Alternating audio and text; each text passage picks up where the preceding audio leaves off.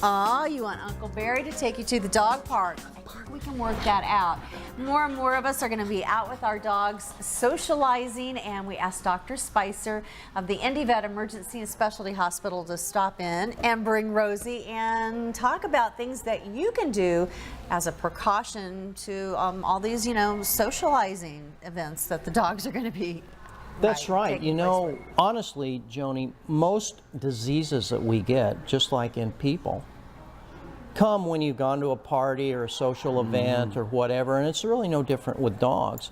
Many of the respiratory symptoms and colds and so forth that we get with dogs come after they've been to dog parks, doggy daycare, boarding and grooming facilities.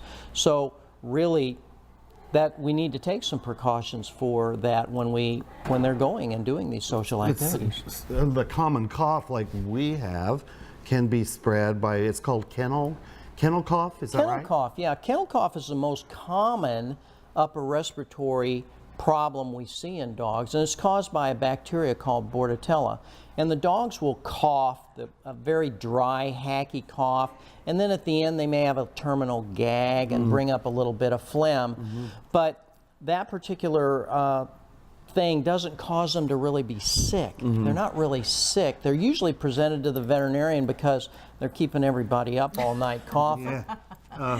Been there. What is your take on the dog flu that we're hearing about right now? Well, that's a very interesting topic. There certainly has been a number of flu-like symptoms in Chicago, and there have been a few cases of documented flu. Now, the interesting thing is that the common flu, canine influenza, is H3N8. And what's been discovered is this is a new strain that really came from Southeast Asia, H3N2. So it is a more severe type of flu, and it can cause severe symptoms, and it can also be very mild, and it can also, interestingly, affect cats as well. Really? Yeah.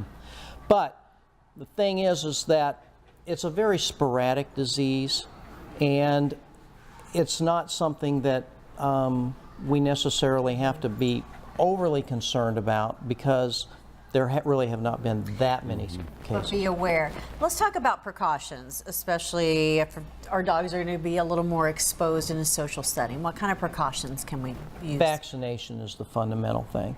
There's very good vaccines for kennel cough, Bordetella, and there is a vaccine also for flu, although we don't know whether or not the current vaccine will protect against the new strain, but it certainly isn't going to hurt.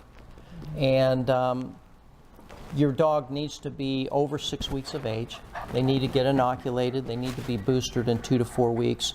And then for Bordetella, they need to be vaccinated every 6 months for flu on an annual basis. So make that appointment. Make sure your vaccines, your shots are all up to date, right? That's Dr. right. Spicer, thank you. And Barry, we'll have to make sure that you're all up to date before you can go to the dog park. Gotta get my shots. Right, Rosie? Go to stylewithbarryandjoni.com for more information on Indy Vet.